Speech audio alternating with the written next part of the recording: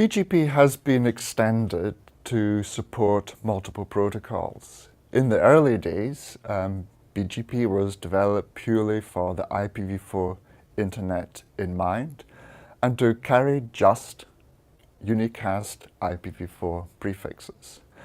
But in the intervening years, the folks who've been using multicast have developed extensions to BGP so it can be used for distribution of multicast prefixes. And with the development of IPv6 in 1995 and 1996, BGP was also extended to carry IPv6. Rather than the, I suppose, incremental addition of support for extra protocols, this was all refined, and the resulting RFC 4760 document defines how multiple protocols will be handled within BGP itself. So now BGP has been extended to carry routing information of protocols other than v4. So we've seen MPLS, of course, and IPv6, as I mentioned, as well as multicast. All these can now be handled with ease within BGP itself.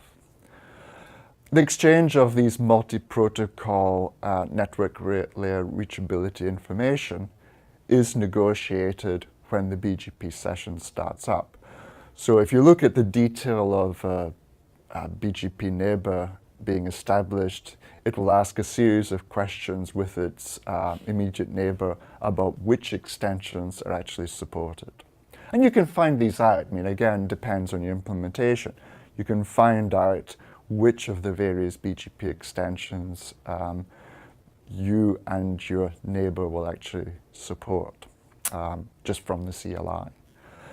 RFC 2545, that describes the use of BGP multi-protocol extensions for v6 inter-domain routing. So that's, in other words, how BGP can handle the distribution of v6 prefixes across the internet. Now, to support multiple protocols, each one operates independently. So, for example, for IPv4, the IPv4 destinations are held in BGP's IPv4 RIB. IPv6 destinations are held in BGP's IPv6 RIB, and there is no interaction between these two RIBs at all. Each protocol can have its own policies. You can implement one policy for IPv4 and another policy for IPv6.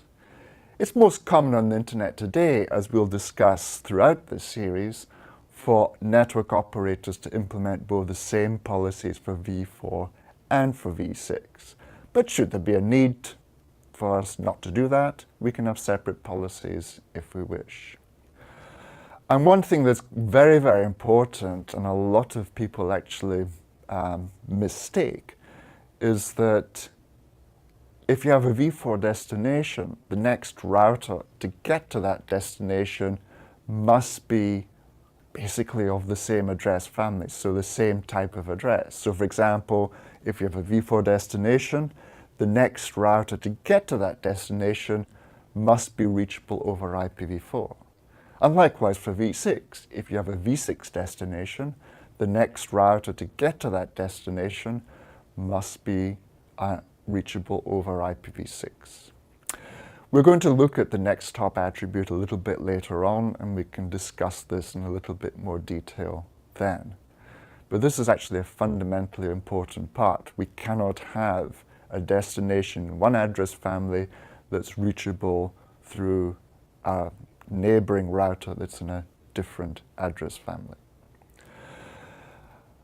Now, for supporting multiple protocols, most router implementations today will have v6 turned on by default and make no real assumption about any particular neighbor.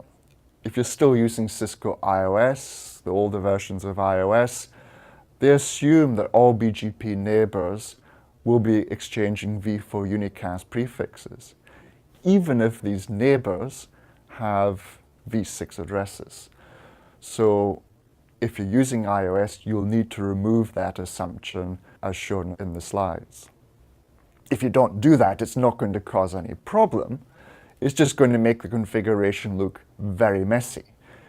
You end up with a configuration that shows a lot of v6 neighbors appearing as though they have been set up to exchange v4 unicast prefixes. And while this isn't actually happening, they appear in the configuration, it makes it more cluttered, and generally it just makes troubleshooting and fault diagnosis just that little bit harder. Probably the last thing you want when you're trying to deal with a network outage or some other network emergency that you need to fix pretty quickly.